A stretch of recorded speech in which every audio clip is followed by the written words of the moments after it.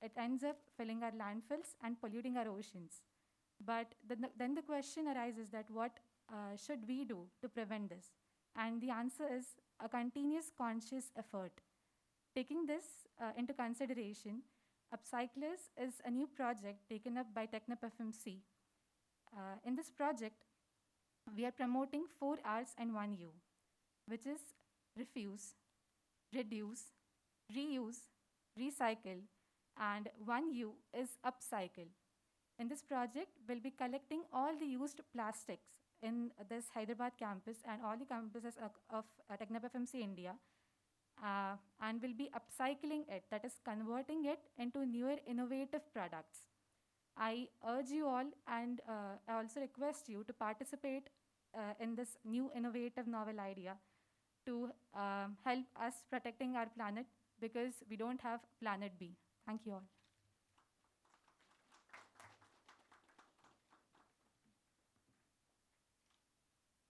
So I'll take a couple of minutes to introduce our guest for the day. Yes.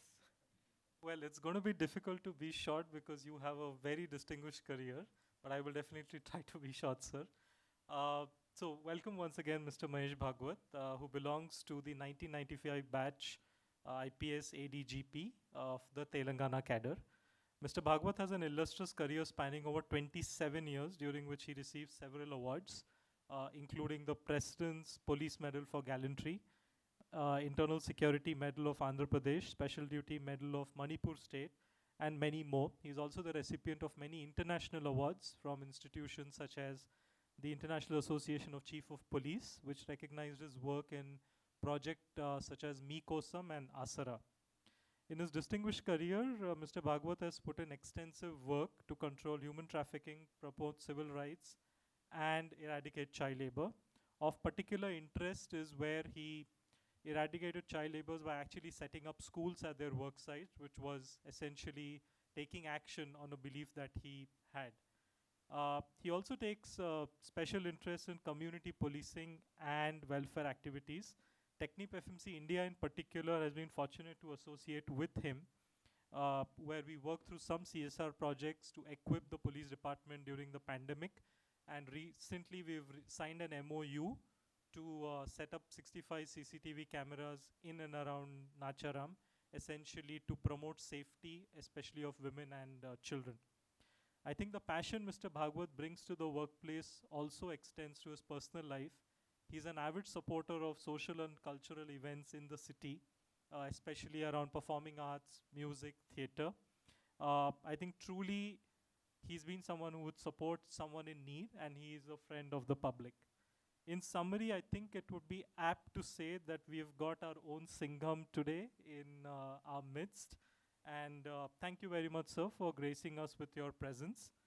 For everyone's safety, we are following a hybrid model. So there are 40 of us in the room here today, but over 100 are invited and will be joining us online. And they are viewing us from Noida, Chennai, and Mumbai. So with that, I invite Mr. Mahesh Bhagwat to take the session from here on. Thank you.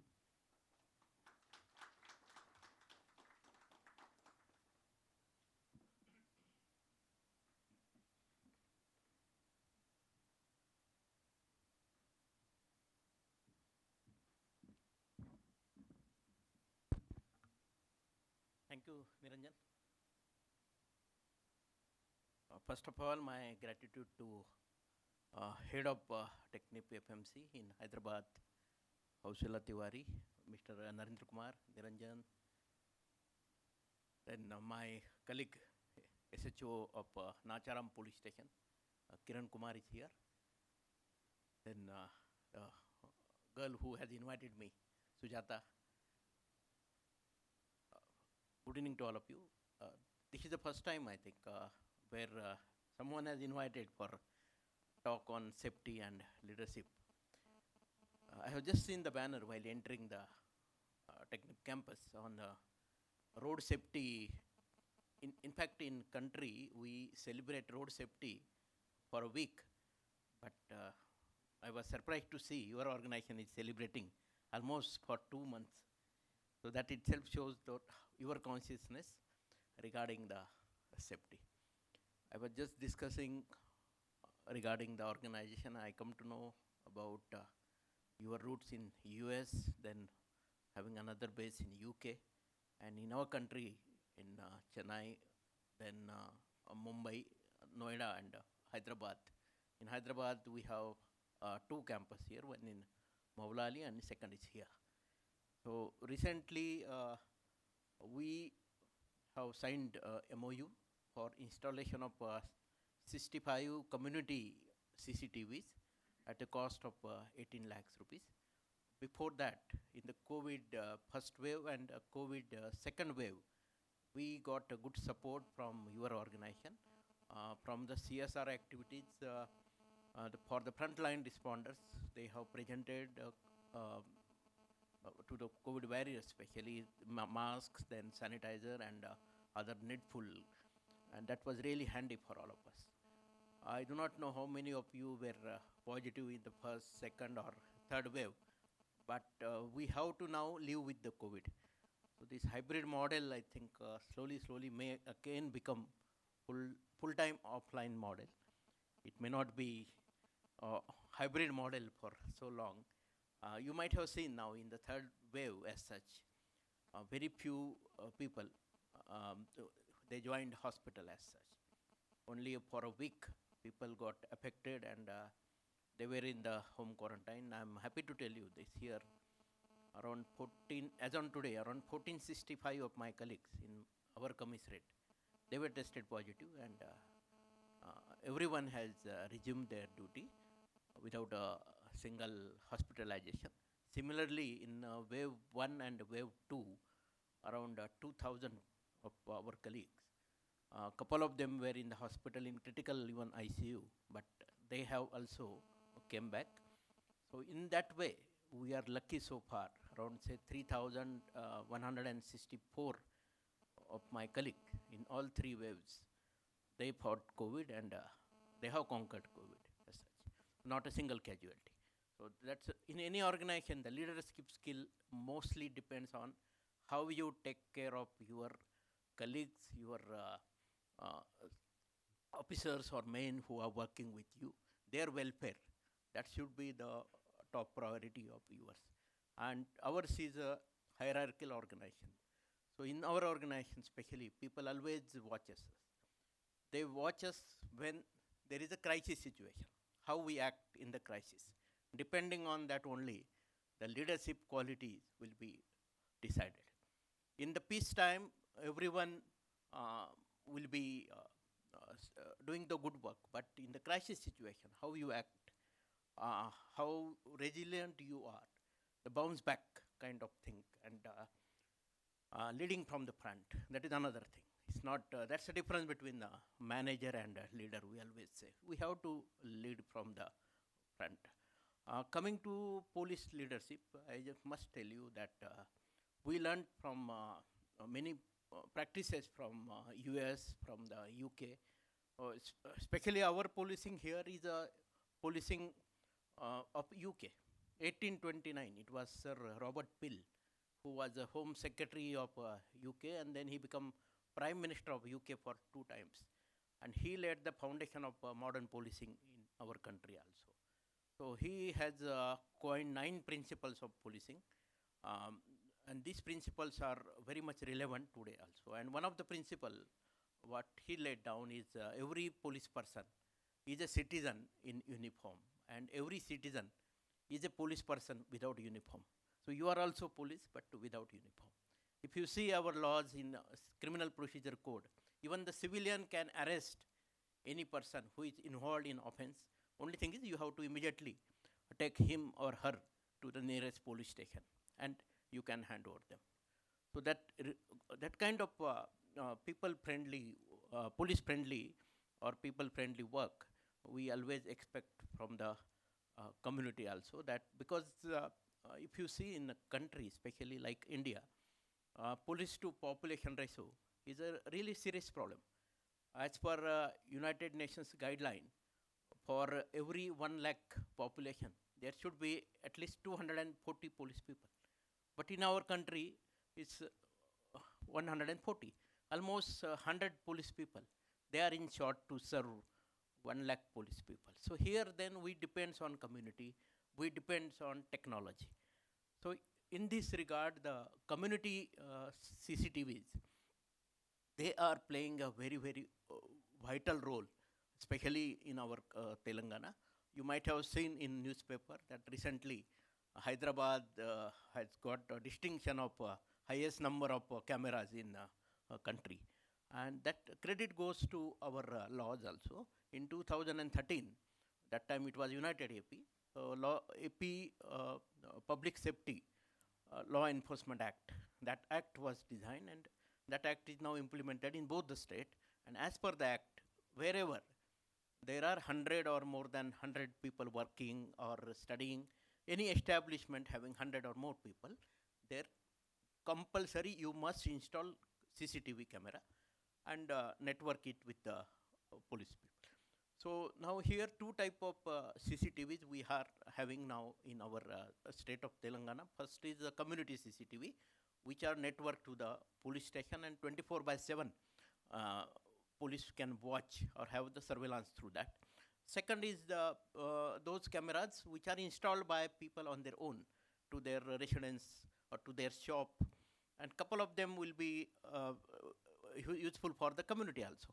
So in that situation, whenever there is a crime, there is some issue where we want to see, then we are requesting those citizens, we are requesting those communities to share that feed of or backup of 15 days, 14 days storage with us, and they are helping us. So what we are doing now here, in like in state of in the city of Hyderabad, or 3 commissariat we have. So this is the eastern part of Hyderabad, Rajkonda.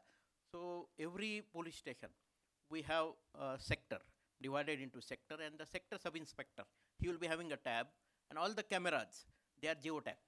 So if suppose something happen near your gate, so our sub inspector will come there, he will open the tab, he will open the app, and immediately those cameras which are located here or nearby, which are geotagged, that will be pop up. So which camera is required, then he will ask that particular camera's feed for the investigation purpose, and that is being shared always.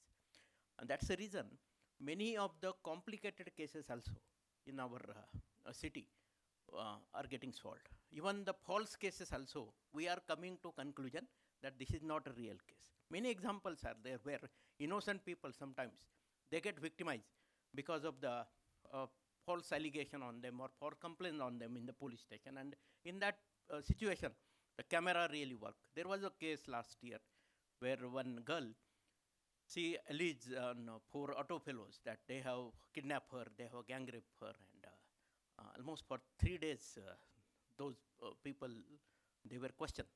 And then when we have corroborated the technical evidence through the CCTV camera, we realize that what this girl is saying is not a truth. It is away from the truth, because evidence which is available is not matching with her version. Then she came out with some real story that there was some issue in the house and other things. But for 3 days, media trial was there, and these people who were with us, they got blame and all. And then in the press meet, I gave them clean certificate, clean sheet. They are the and I expressed I said I am sorry. I said I am sorry, because it happens sometimes when the complaint comes and there are allegations, that too serious allegation by some women on some men. It is our job to investigate, but technology is always there to help us. So those cameras now, 65 camera from the Technip FMC, will be of great help to our Nacharam police station, especially the areas which are not covered by cameras. That will be covered by this camera. We always say that one camera equal to 100 police people. 24/7 these CCTV cameras are working, and even in the night time, we are getting it's like a thermal image, black and white kind of thing we get. And there are cameras like ANPR, where automatic number plate reading cameras. Many times people have tendency to commit some crime and escape. So number plate will be there. So we can, through number plate, we can detect the vehicle. Many times people, while committing crime, even they are camouflaging, they are changing numbers sometimes. There also, with the vehicle make and other things, we detect those cases. There was another case very recently in the place which is next to this police station, that is Medipalli police station. In evening time, one lady, 60-year-old lady, came to police station alleging that someone had snatched her chain, gold chain. Two people came on motorbike, and immediately we alerted entire commissariat. Our police people came on the road. They started checking the vehicle, looking for all the two-wheelers, and those, especially youth who are riding these bikes and all. Then when we checked the CCTV camera, we realized that this lady is, even she's, the place where she has mentioned that the incident happened there, that place she reached, yes, but that particular place is not covered by camera. But after the incident also, we found her confidently walking on the road. If something happened to you, at least your body language and all will be changed. So then we have questioned her. We have taken her in confidence. Then she told that my daughter and my son are always fighting with each other in the house. And so just to have a sympathy of them, I have created the story that my chain has been snatched by someone. So that so, there's a lot of work to the police always.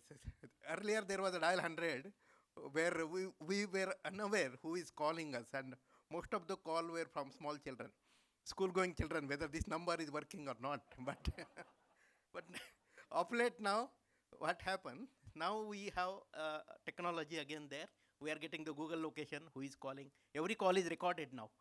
So that now those calls are not there, and we are getting now the real calls. At the same time, now we have opened other fronts also, like social media. Nowadays, everyone is using WhatsApp. So we also have now WhatsApp control. So like in Rajkonda Commissariat, we have number 94906 17111. So this is a number you can reach to this number anytime. You can send text or audio, video, anything, whatever problem you have. And we have even our C teams. You might have heard about women's safety. Our C teams, they are operating without uniform, and they are moving with the spy cam, and they are at the places like hotspot where the eve teasing or other crime against women is mostly happening. So those places are covered by these C teams, and those complaints which are coming through WhatsApp or directly to the police station, which are given to C teams, their victim's name we are keeping as a secret. We are never disclosing any victim's name, and we are first inquiring with those victims what kind of action they want in this particular case. If they are ready with a police complaint, lodging a criminal case, and so then we are going for FIR. Otherwise, our C teams, suo motu, they will take the cognizance, or local police, they will take the cognizance, and we call it summary trial, where the fine amount of punishment, some 100 rupees, 200 rupees, will be imposed on those people who are indulging into stalking electronically or offline also, and or indulging into eve teasing kind of thing, and other form of harassment. And after 15 days, we are having a counseling cell where through professional counselor, we are doing counseling to those people who are indulging into such act. At the time of counseling, we expect that male member, he is bringing some women family member with him for the counseling. So there during the counseling, if we have any CCTV footage or the spy cam recording available with us, we are showing it to the family member also, so that they will come to know that okay, this fellow has really done something wrong and he should not do it. Being a lady, she will always have that right to warn him to amend his behavior, and that is really helping us. And that's the reason repeated offenses we are able to prevent. And C teams are successful model. This model is now implemented in Maharashtra, in couple of districts, in state of Odisha also. There are C teams. Some states, they have changed the names, and they have implemented this same model. I was talking about that we have borrowed some practices from other countries also, and that one such country, the town New York, capital of US, where in 1990s and then in 2014, there was a police commissioner by name Bill Bratton. I don't know how many of you have heard this name, Bill Bratton. So Bill Bratton is retired now. So Bill Bratton in 1990s, when he took charge of New York, the situation was really very bad. There was a lot of drug issue in New York. There were murders, robberies, and New York was totally unsafe city.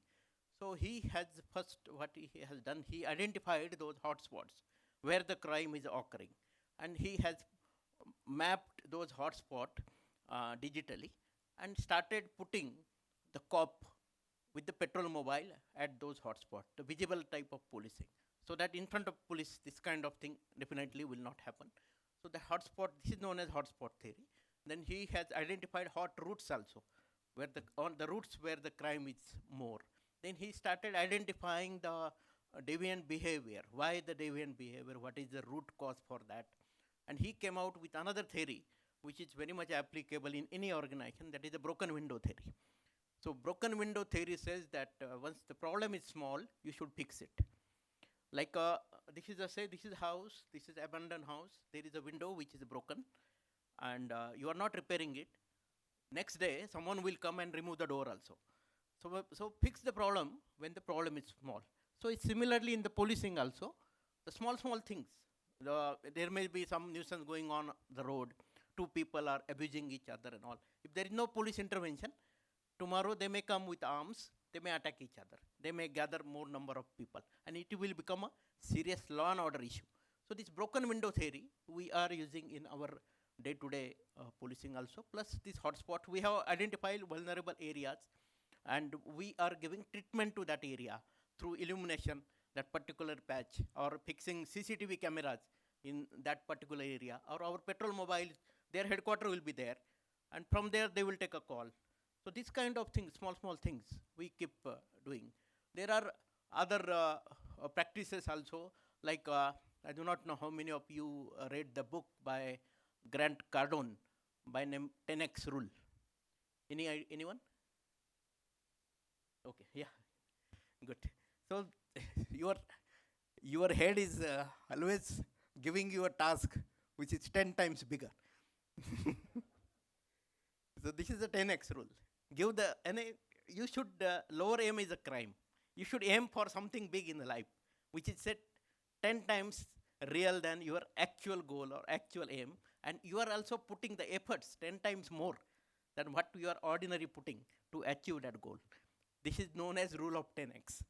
The Grant Cardone, he has devised this rule of 10x. I found it really a good one. Many times we are satisfied, we are happy with small things, and we are contented immediately. I read somewhere that satisfaction is the end of progress. So once you are happy, then nothing will come out. So keep doing something innovative, keep doing something which is useful to the society, useful to the community, that we always do in the policing also. Long time back in 2000 to 2004, in a state that was United State of Andhra Pradesh, we had a policing model by name Maitri, where Maitri, that is friendship with the community. And the Maitri model was really good. Till 2004, this model was running, and this model was running on a principle by name CAMP. So CAMP, this abbreviation C stands for consultation. Whenever you are doing something for the community, consult the community. Find out their felt needs, what they want. Policing is not a scheme coming from Delhi. It is basically what community want. Accordingly, you should do your policing practices, reorient them. So first C stands for consultation. Consult community, identify their problem, identify their felt needs. Second, A stands for adaptation. So your adaptive measures, where people can find it, they can also adapt. Like you have now seen our petrol mobiles, you have now seen our C teams and all. They are working where it is required. The daytime also, our people are moving on the road. Earlier, police generally used to do patrolling mostly in the night time. So the areas where there are schools, there are colleges where teaching is happening, some ragging kind of thing is happening. Bus stops are there, where say your employees are there, women employees are there and all. Some people come do the teaching kind of thing. So these are the areas where presence of police is required. So there we put our people, but they may not be in uniform. They may be in mufti, civils. So they are like ordinary citizens. But people there who are into doing some deviant activities, doing something wrong, they will not know that these are the police people. So the C team, they will do the recording with the spy cam, maybe a wristwatch, maybe a spectacle, maybe a pen. So different spy cams are available, and they do the recording. Subsequently, then we are calling these people. We are showing them what wrong we have done. You have done it. And we found some strange things sometimes. Like in metro, we found one 68-year-old man. He was always taking picture of young girls. I don't know what, what kind of satisfaction he was getting through that, but when we called his family member for counseling, they were also surprised that grandson, having grandson, granddaughter, and so this kind of behavior, the adaptive practices where camouflaging your police with in civils with other, that kind of thing. The third thing is mobilization, M. M is mobilization of resources, maybe human resources, as I told you that police are less in number. So community help, like-minded people, mobilizing them, or mobilizing the financial resources. And last P is problem solving through people's participation. So this camp model was really a successful model, and this model we have used in many areas, like extremist situation we have used, communal situation we have used. Today also we are using this camp model. There is another model